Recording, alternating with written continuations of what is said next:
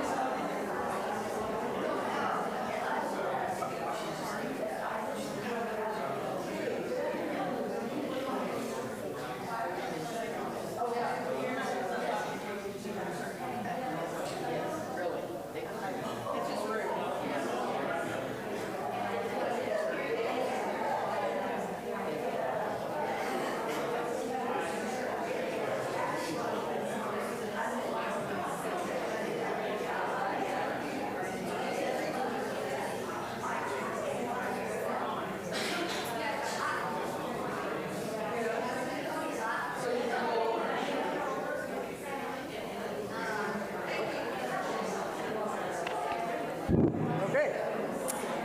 Good afternoon. Good afternoon.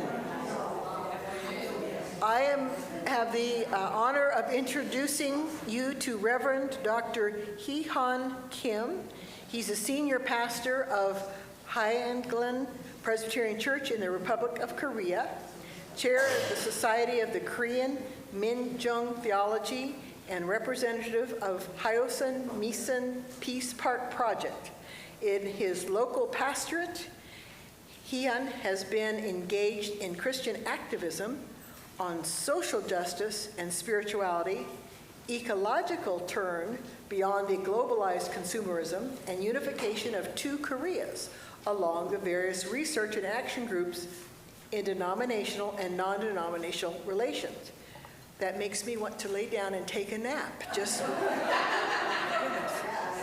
so we welcome him. He studied theology and social theories at Hanshin University in Korea, completed a PhD program at Claremont Graduate University, California, with dissertation titled Minjung Messiah and Process Pantheism. While teaching at Presbyterian and Episcopal seminaries in Korea, Hee-Han served as research director in the Christian Institute for the Study of Justice and Development, general secretary of the Society of Korean Minjung Theology, and executive director of Peace Community Movement Center. And he has published several books. So let's welcome him with a round of applause.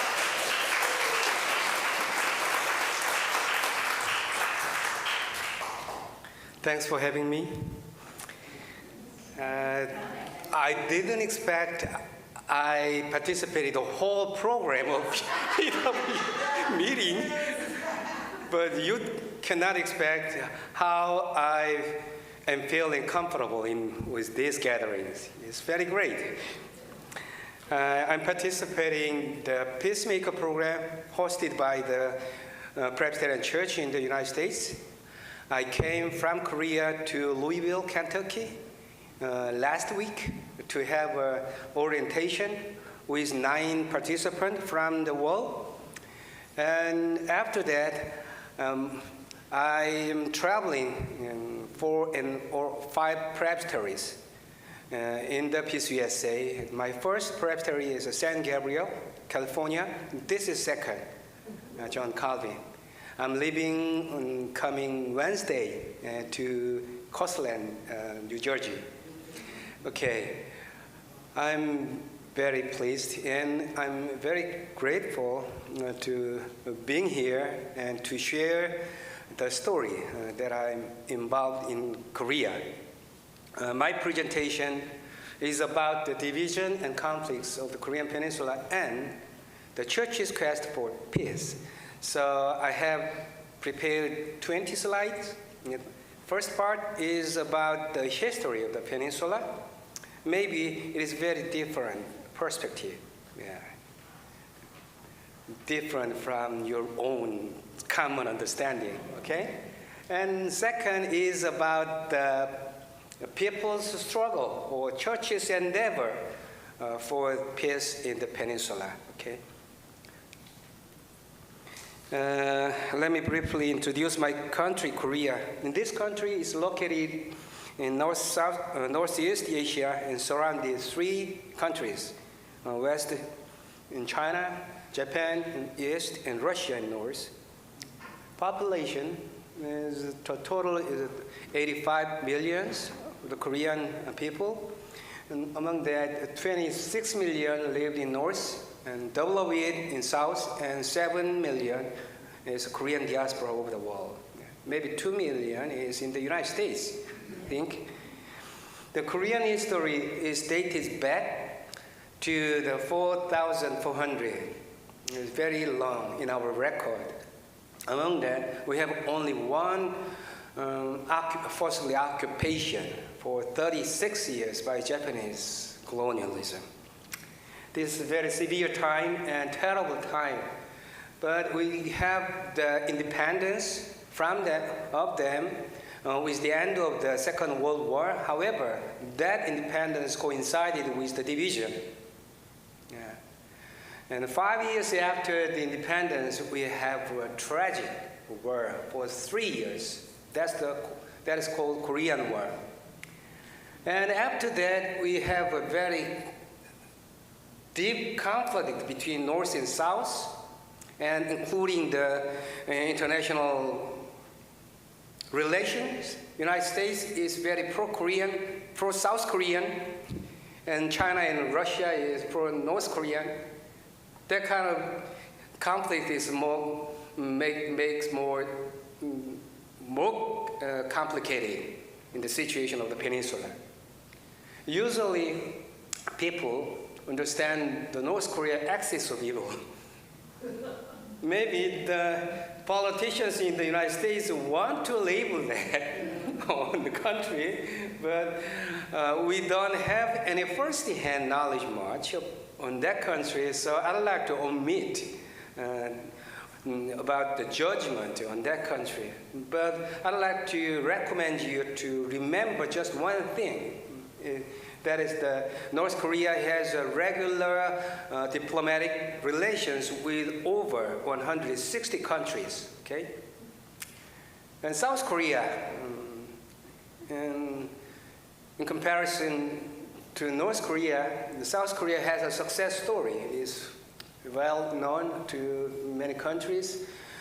We achieved both economic growth and political democracy in a relatively short time.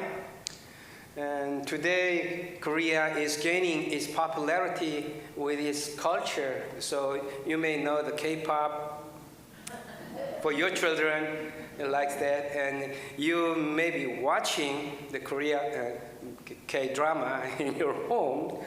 But I'm sorry, I'm not presenting the movie and this way. I want you to be invited to the shadow side and terrible and sad history of the peninsula.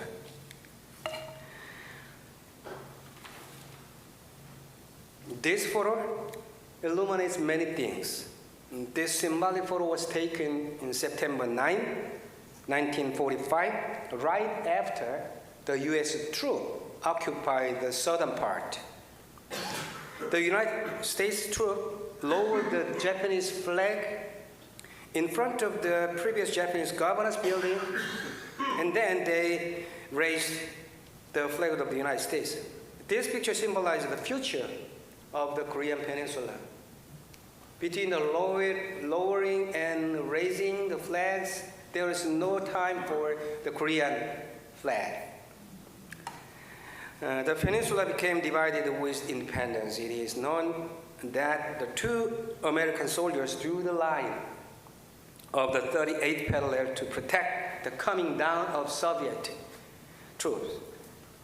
Anyway, after 3 years of foreign military government, both of the part, the south and north of the Korea, resulted in establishing separate government. So we may have a question at this moment. Why was Korean Peninsula, not the war criminal state Japan, divided? Why did United States draw the line for what purpose?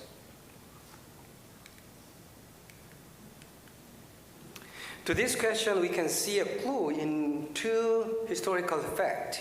The first one is the Yalta Conference in February 1945. That is just 6 months before the end of the Second War in Asia. The war stopped earlier than that. Yalta is a Russian city in which 3 leaders of the Allied power of the Second World War joined. You see the left-hand side, Churchill and Roosevelt and Stalin there. They discussed the reshaping plan post-World War season. But this talk and the later talk, Potsdam near Berlin, they only concerned of the big powers concern. There is no concern of the minor countries or the.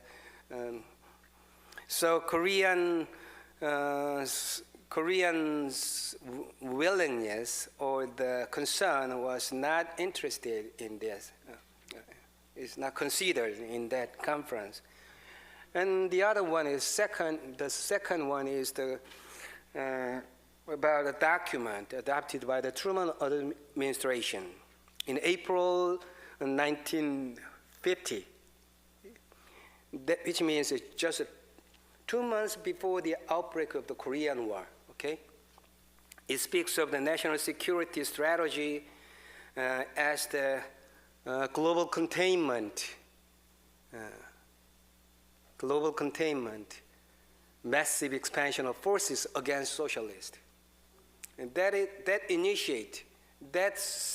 signifies the initiation of the Cold War. And then that is applied to the Korean War 2 months later. And the Korean War structuralized that image, the international Cold War, okay?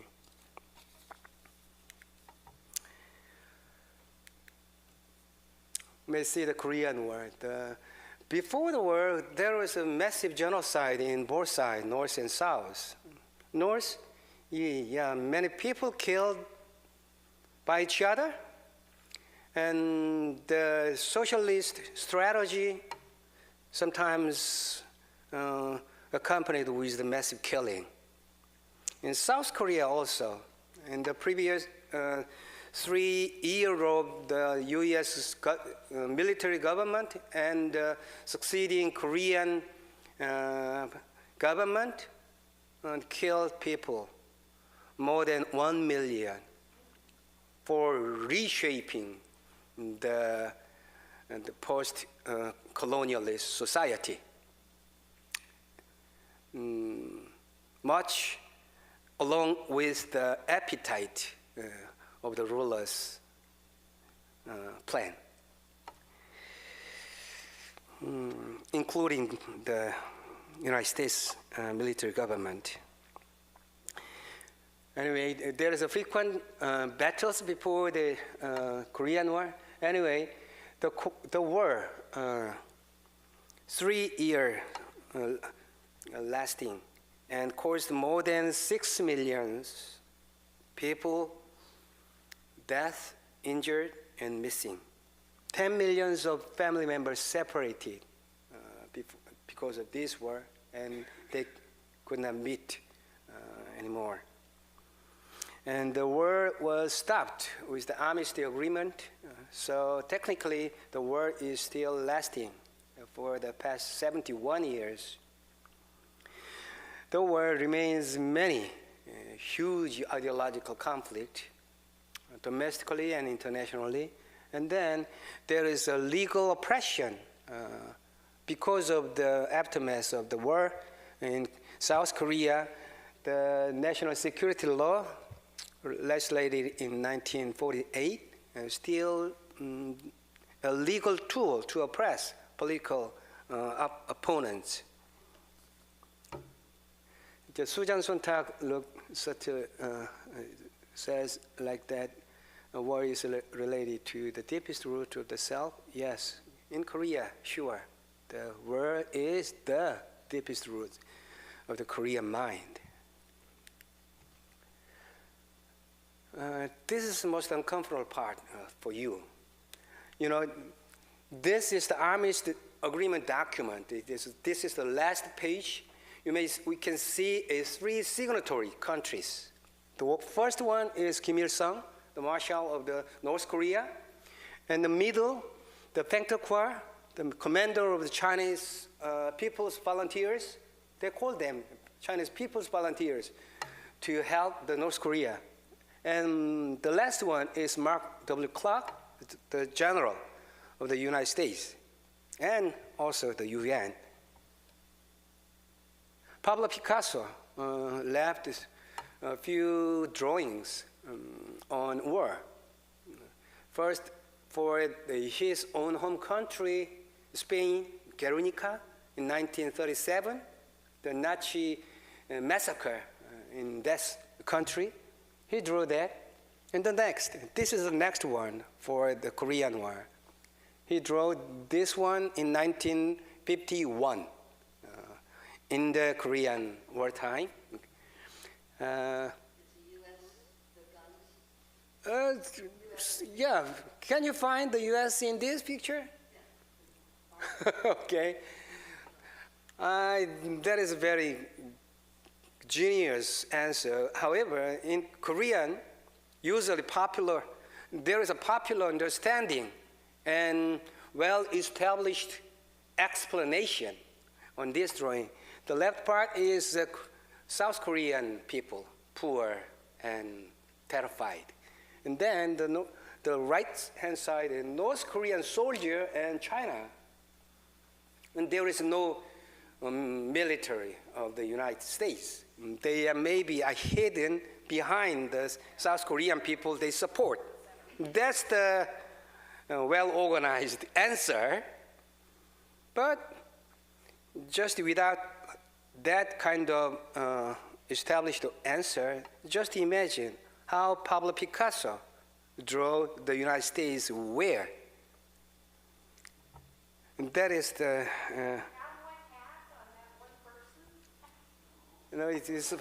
this is... Okay. Mm-hmm.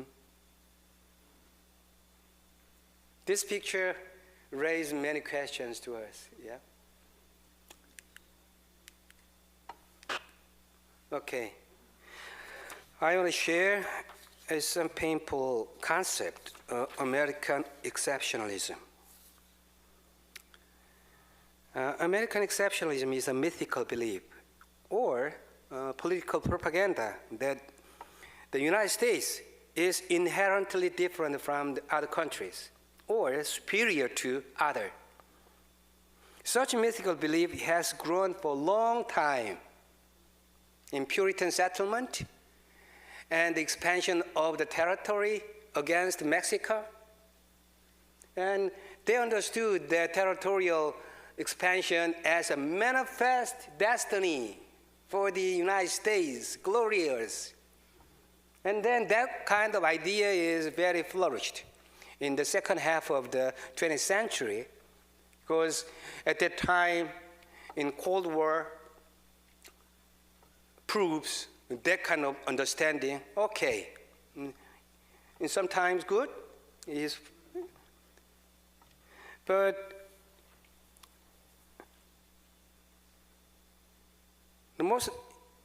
sometimes this kind of belief is very unfortunate result when the belief goes with some militarism.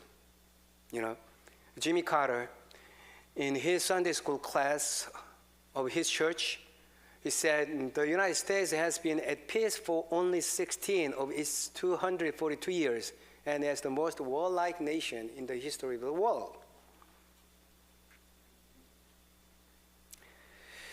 This comment is related to some questions in his mind.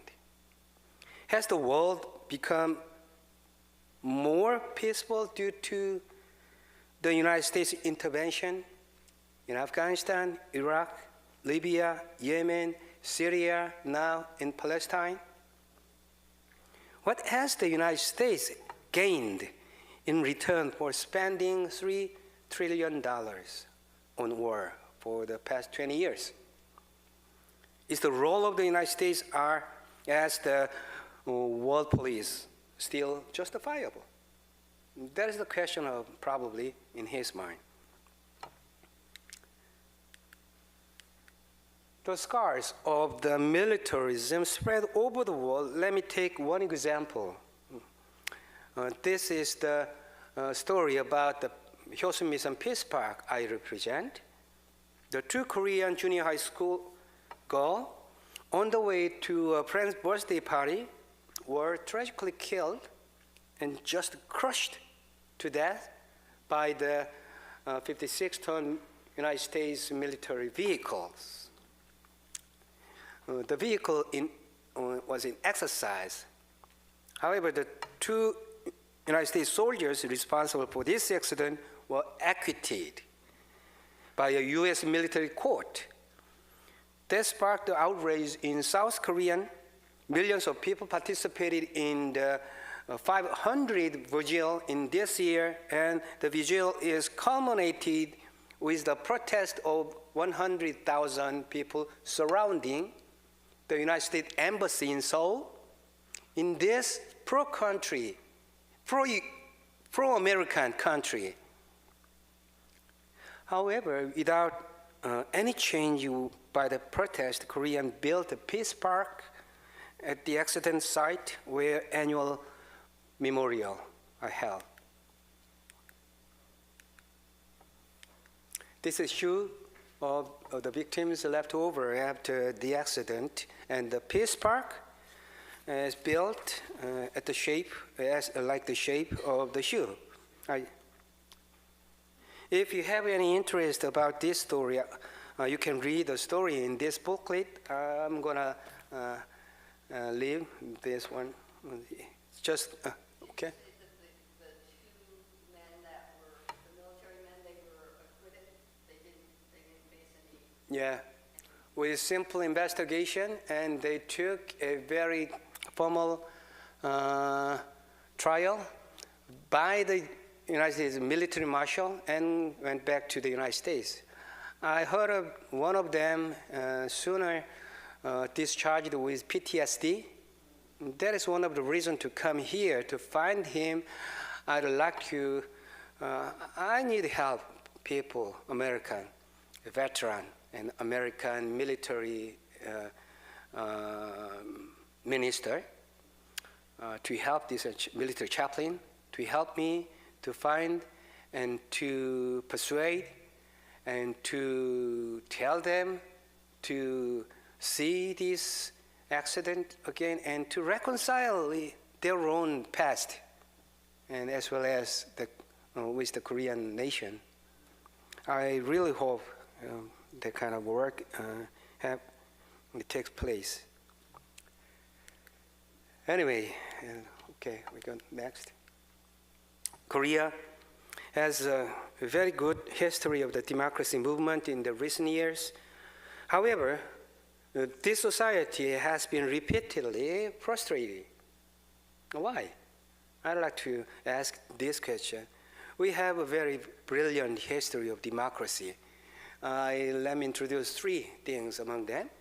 The Gwangju Uprising. The whole city resisted military government for 10 days. Yeah, finally, they were suppressed by the regular army. However, thereafter, no more military coup and military operations against civilians anymore in Korea. That was the achievement of the uprising. And 7 years later, 5 million of people struggled during a month for repealing the constitution with request of the right to vote in presidential election. And they won.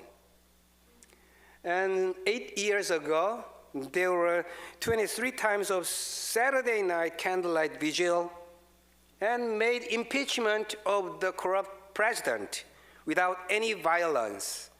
This is the 6th vigil.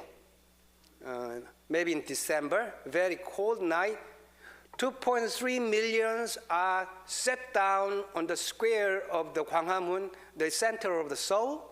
They're singing, talking, and then they gather the trash and then may clean the place and go back home. That's all. 23 times. This peaceful revolution makes many things. Now that it's gone, like something, the people, last January you saw many things in the governor's building, right? We didn't do that. However, Korea still in the darkness of militarism heavily. Finally, let me show you just two scenes. The first photo is the U.S. aircraft carrier Theodore Roosevelt, docked in Busan Harbor this June. This is highlighting an ongoing military cooperation and large-scale joint military exercises are held about 40 days every year. And the joint military exercise is about tens of thousands soldiers participated, and they are gathering from the outside, from Japanese military, and NATO also recently is participating in that joint exercise. The second one, it tells many things, is the one, this is of the meeting of General Douglas MacArthur, left, and the right is the President Syngman Rhee on June 29 of the 1950, which means the 4 days after the outbreak of the Korean War. And then 2 days later than this meeting, the President Lee transferred the control of the military operations to MacArthur. And then still the control is in the hand of the general of the United States. Korean has no control in the wartime until by now. Recently, the U.S. expanded the joint exercise in Korea, and the huge joint military exercises occurred in this August. That simulated a A-bomb attack on the North Korea. That is the reality. Our world is going on like this, and many people think, yeah, this is the way of living.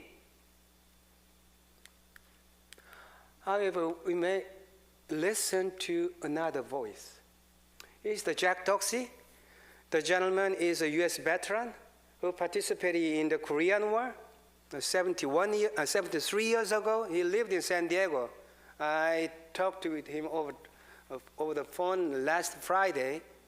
I really wanted to invite him to the 22nd anniversary of the Hyosun Mission death.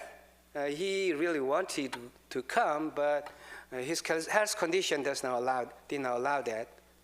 And he had an interview by the World Council of Churches 4 years ago at the anniversary of the 70th anniversary of the Korean War.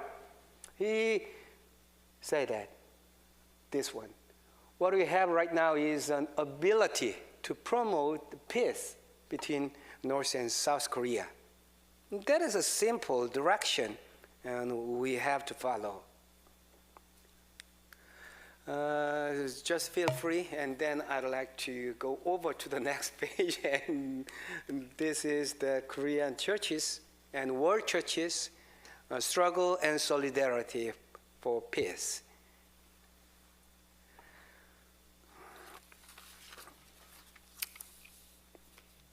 From now on, we'll seek this one. First of all, I'd like to share an important document called Declaration 88, the States Korean Church's Declaration of the National Reunification and Peace.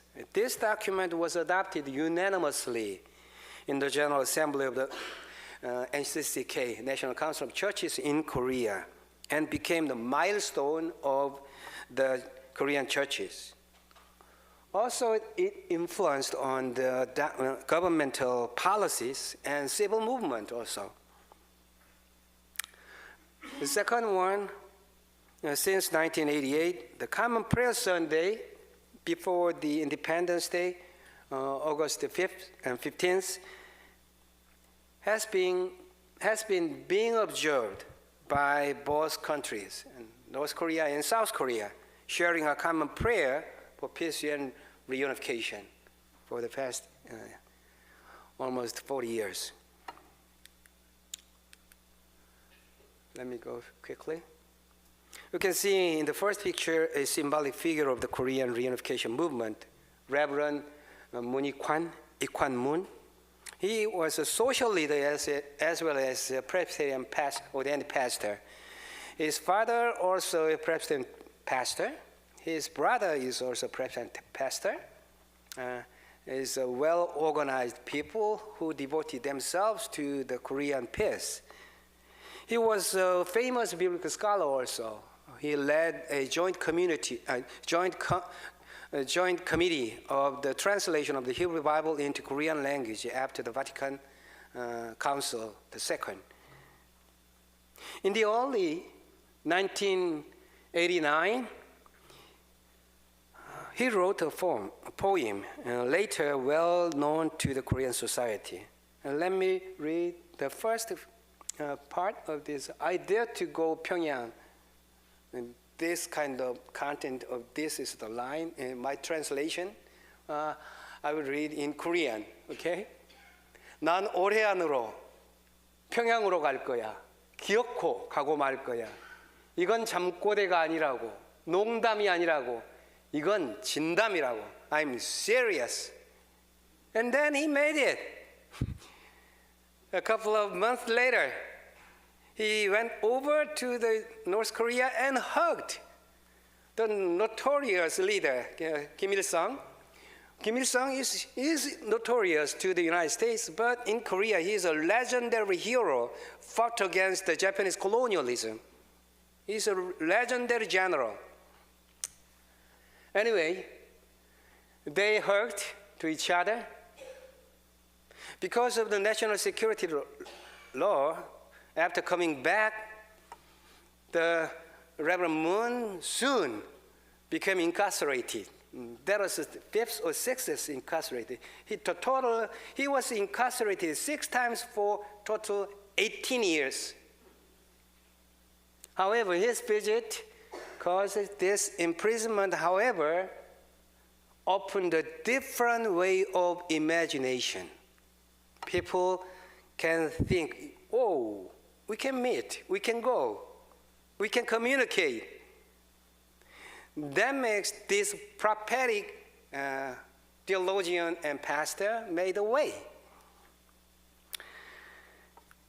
A decade later, people could travel to North Korea and meet each other.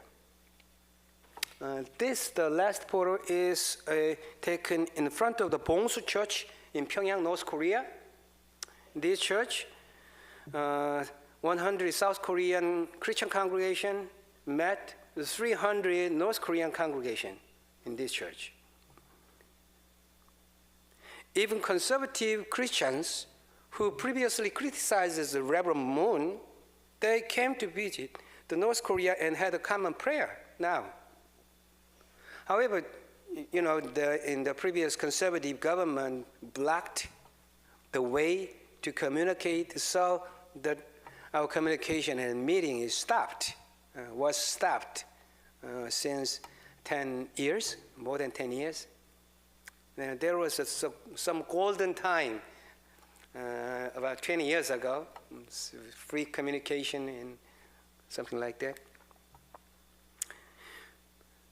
The problem of division is so complicated and involved in the complex international relationships. So the Korean church asked for international solidarity.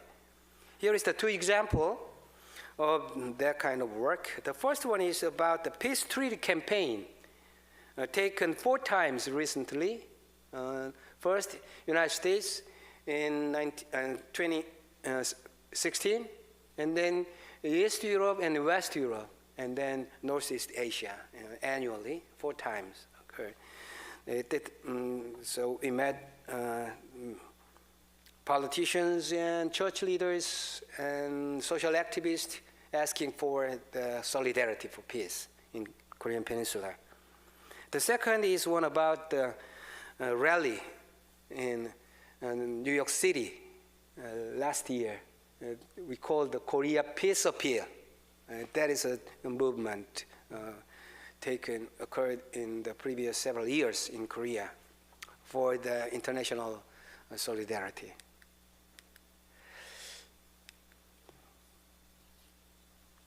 When the Korean Peninsula was frozen, as I showed the history of the Korean democracy movement, in the middle, the June June Revolution, taken place in 1987. However, that changes the constitution. However, the military government electorate take a place of presidency in that year. That was a terrible situation. Anyway, the Dark Age is more extended for a few years on. In that time, so 1984, this is still frozen area in Korean Peninsula. Korean churches asked for the leadership of the World Council of Churches to make a place to talk and dialogue of the North and South Korean churches. And the meeting was held in Tojanso, near Tokyo, in 1984. Since then, the meeting has been continuing until now. So we call now it's Ecumenical Forum for Korea, EFK, and thus this is the EFK meeting in Geneva, 2018. There is still has the Kang Myung-chul is the leader of the North Korean Church. And then the WCC has made important decision for peace and reconciliation in the peninsula. They also adopted a minute in the 11th General Assembly 2 years ago. This is very helpful for peace, and they approved their decision on ending the war of Korean Peninsula.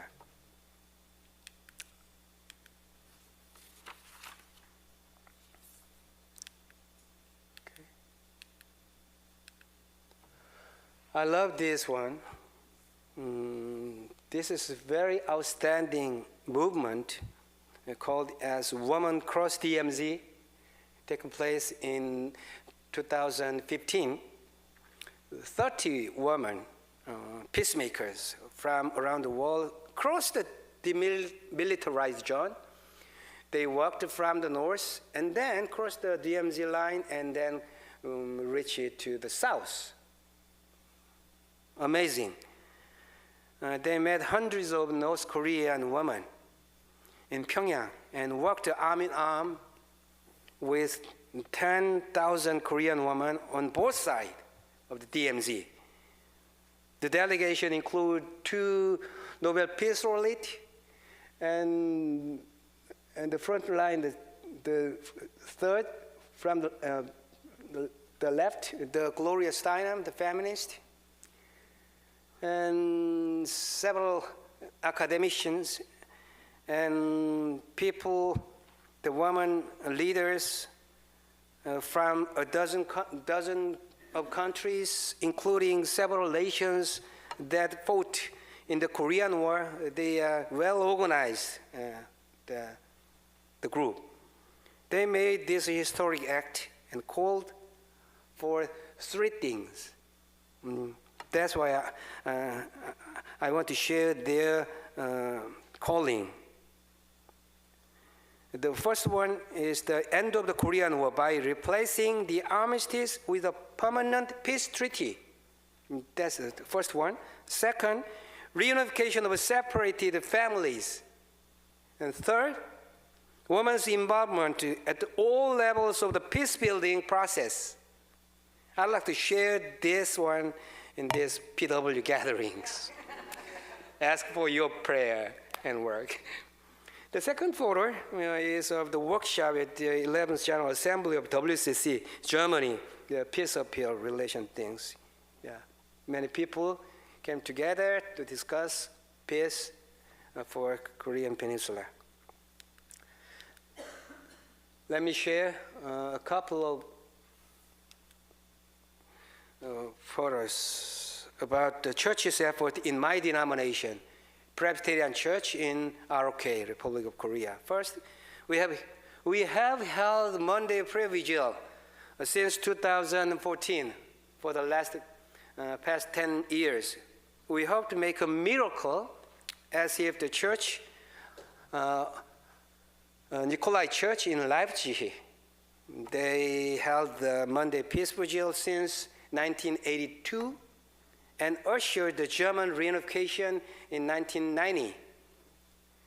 I pray for them, kind of miracle occurring in Korean Peninsula. Yeah, we pray.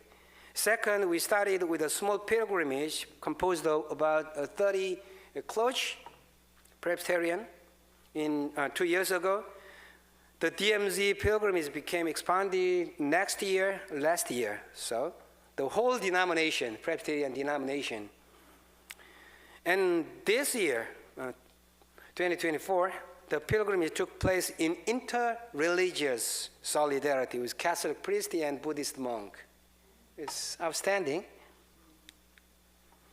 And this one is PROK, historically, have a protest prayer. It's a special event when people, when the society go astray, and we should pray in the square and protest.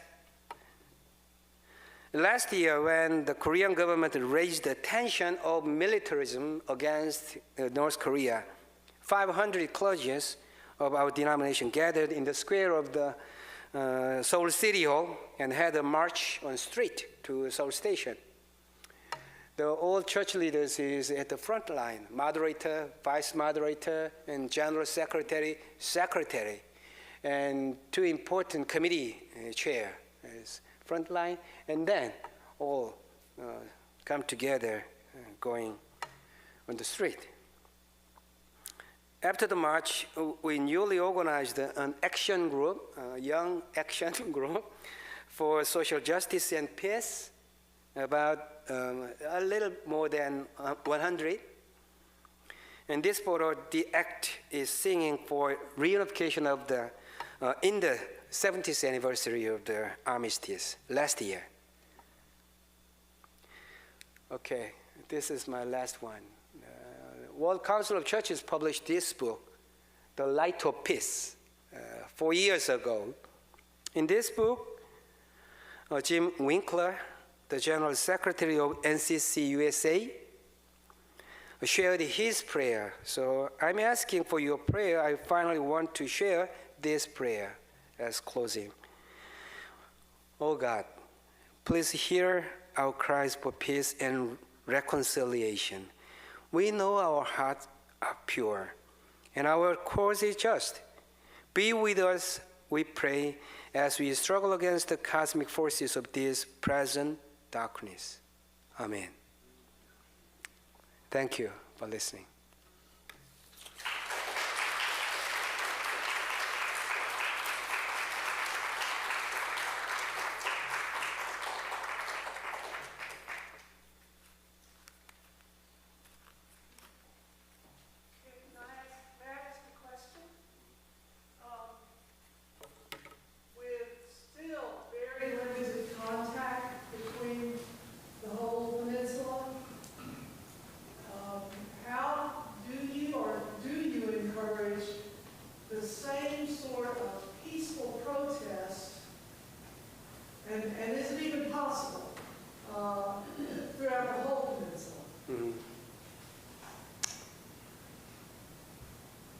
We are doing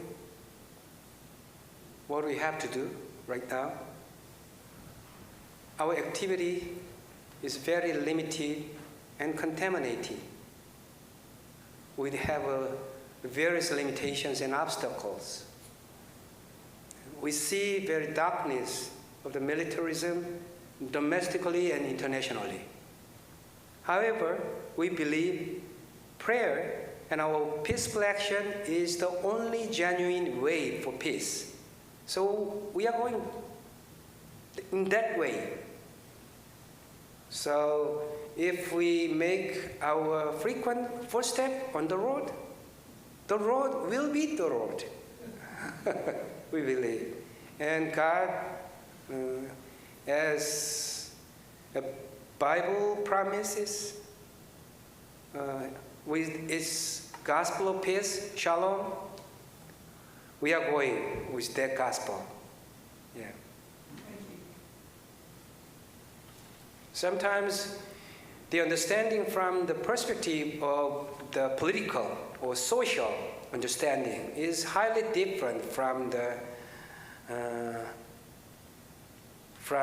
this kind of presentation with the theological perspective and perspective of Bible. But Bible says, Bible provides deepest wisdom in the way of living, I believe. So we chose to pick the request from the Bible, and we are going with God's hand. Thank you. Thank you very much.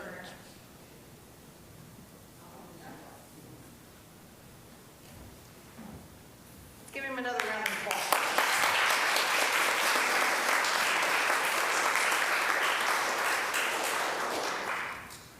Okay, on your agenda you see that we do have our breakout sessions.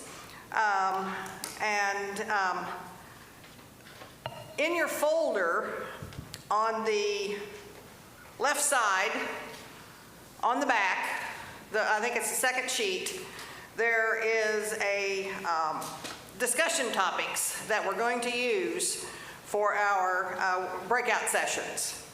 And I'll talk just a little bit about that and then we'll let you go. We're going to divide into 3 groups, and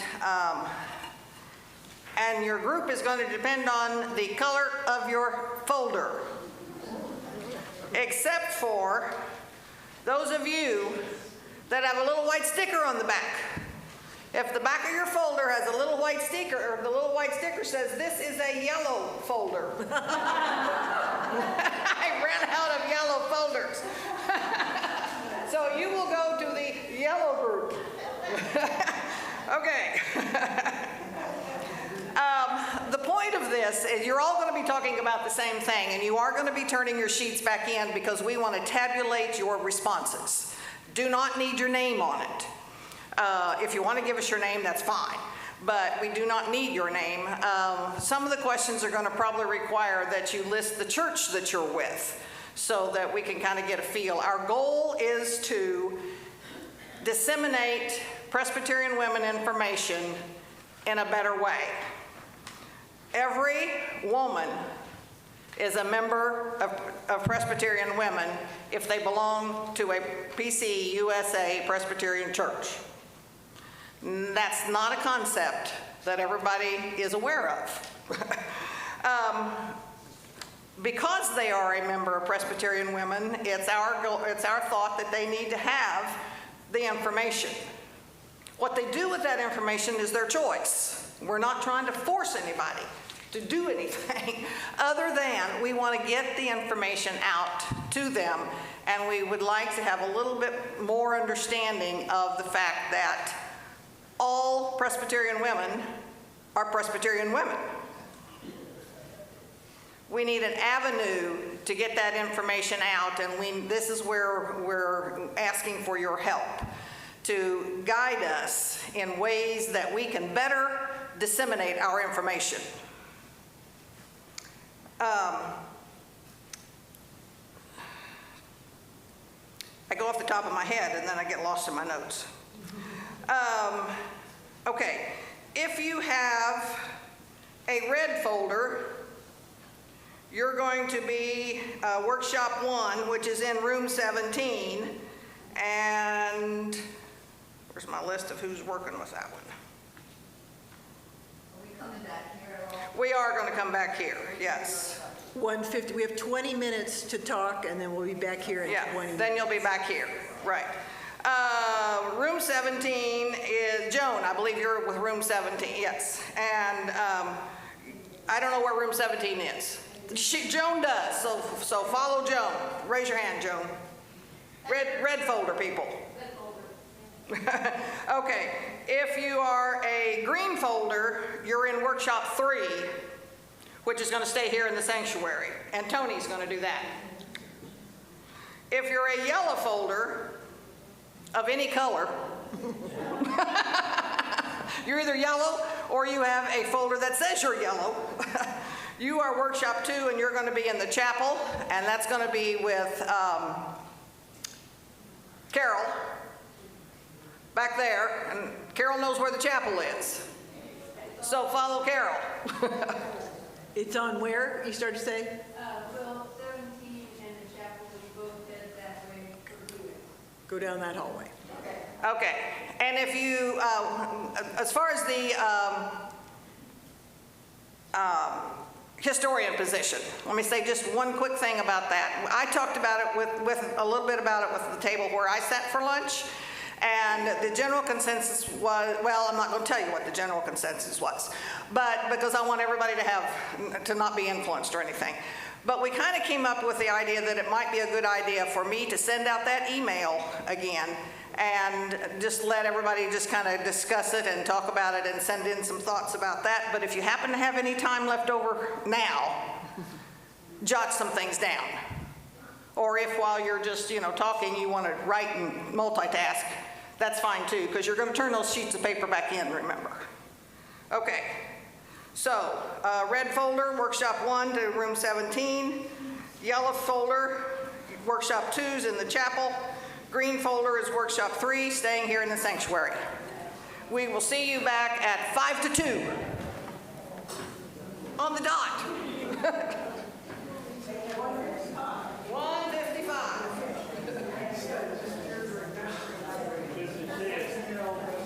Oh, no.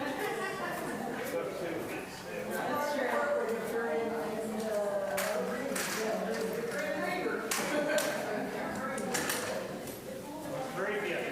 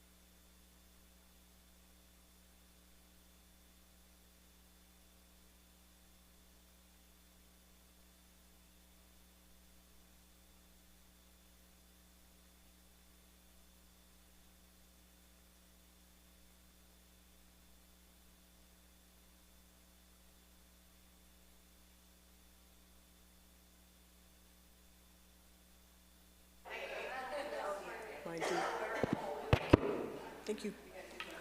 Okay, I don't think we're all quite back yet. Do you like breakout sessions? Is it okay? Okay, I do too. It's one of my favorite things of going to meetings usually, so. I think, oh, Carol's back, so maybe, I guess we do have everybody. Maybe, okay. Closing remarks. First of all, your name tags, we reuse those, so there's a bucket back by the door. If you would put those in the bucket on your way out, we'd greatly appreciate that. Also in your folder, where on the same side where that breakout session listing was, there is a sheet of paper called Racial Equity Red Team. I know nothing about that, so Tony is going to quickly enlighten us. How am I going to enlighten you? How? Enlighten us, quickly. Quickly, okay, quickly. RED stands for Racial Equality Dialogue Group. And I and a lady named Tara Napoleon Clifford from Knob Noster, Missouri, volunteered, oh my goodness, to start a RED group in our synod. How many Presbyterians are in the synod? What's the name of our synod first? Synod of Mid-America. How many Presbyterians do we have in this synod? Six. Very good. Somebody's been doing their homework. North Kansas, Southern Kansas, John Calvin Presbytery, Heartland, Gideon Lovejoy, starts with an M, Missouri Union. So that's a big area. And what we're trying to do is, what happened to me personally is in 2016, suddenly, in those next 4 years, suddenly racism, it was okay to be more racist. Or there was so much more, I saw and felt so much more racism than I had in my whole life. And I'm like, what? Whoa, what? No, we're nice people. We don't do that. We don't act like that. So it's really been heavy on my heart about maybe we have a problem and we need to address it. So I read the book White Fragility. Anybody read that book? DD 1, 2, 3, 4, 5, 6, 6. And I learned several things, and one thing is I was always kind of guilty of being uncomfortable talking about racism, and so we could cut that conversation out. And it's a way that white privilege sort of uses to just keep that. We don't want to talk about that. It's too uncomfortable. It's not nice. And I learned about white privilege. I realized I had it, and I didn't know it. So I've learned a lot in my own personal walk to understand that we do have a problem in America, and I'm part of the problem. So our Greater PW wants to do something about it in a more organized way. And so our purpose is to support the Matthew 25 PCUSA initiative, which Trinity is a Matthew 25 church, which is so cool, because not all of our churches are. Mine is not. And it's one of the 3 points of it is to build an inclusive, caring community and as a tool for relationships among men and women from different racial ethnic groups. So we have the 2 women. So what I'm looking for is 2 women from each presbytery representing at least 2 racial ethnic groups. So Tara's white and I'm white, and I'm sorry, I can't, I'm a Western, Irish German person. But I did talk to, starts with F. Furba. And she is a beautiful woman. I've stayed at her house a couple times when I was involved years ago, and I asked her to prayerfully think about being one of the 2 from our presbytery. And so I'm praying that she will. So I'm asking you all to pray that she will be moved to do that, and that we find someone else who might also represent something other than Western European. So that's something I want you to all pray about, because we really want to go forward on this. And then you can read the objectives of what we're going to do, what we're going to do. So you'll be hearing from me again about that. Thank you. Okay. Yes, question? Yes. Have you researched the red title? Yes. Okay, because I learned in one of the things that I did was redline, the term redline came from banking and things, you know, and I don't know. Well, the reason, yes. I know that, but I'm just. Yes, it's a good point. It also brings out, I took a 90-minute audio tour in Kansas City that the Johnson County Library gave. You just put it on your phone, and I couldn't figure out how to do it myself, so I had Grant, we went up another time, and of course he figured it out right away. But we spent 90 minutes driving all over Kansas City area, the metro area, and it talked about redlining and how segregation was so strong and so powerful that people of any color could not get into neighborhoods and that kind of thing. So I'm very comfortable with redlining. And if I get an objection, what I do say back is, it's not equality, it's equity. Very different word. Equality is different from equity. Equity has to do with mercy, justice, and peace, as opposed to I'm equal to you. Yes. That reminds me, if you don't mind, real quick. Absolutely. A speaker at the VW National Gathering who said the difference between equality and equity is like if everybody's equal, you all have to wear the same shoe. And if it's equity, you get the shoe that fits your foot. Yeah. So helpful. Yeah. Yes. Thank you. That's Yeah, beautiful. I remember that too, so I don't know if was that in a plenary or was that a workshop? It was a plenary, yeah, okay. Tony, just as you're putting out this information, I would, rather than just the red, spell out what that is. Yes, I agree. I think that would get us out of that, because I went to that, and I still, okay, what is red? What was the red? But now if you say the racial equity, oh yeah, I remember that. Yeah. You know, so. Okay, very good. No, it's the thing. It's okay. We have too many acronyms anyway, so Right. thank you. Okay, very good. Thank you, Tony. A couple of things I have, and I don't know if Tony has anything else or not, but a reminder that our next gathering will be in the spring, May 3rd, at St. Andrew Presbyterian Church in Kimberling City, and you will be hearing more about that. May 3rd is the date. May Okay. 3rd. Now, I Oh, haven't that's a had, Saturday, yes. I'm still looking for next fall. Fall, yes. I really know that there's someone who wants to do this next fall. So please let me know if you want to. And I'll call Raina forward. She has a drawing. Okay,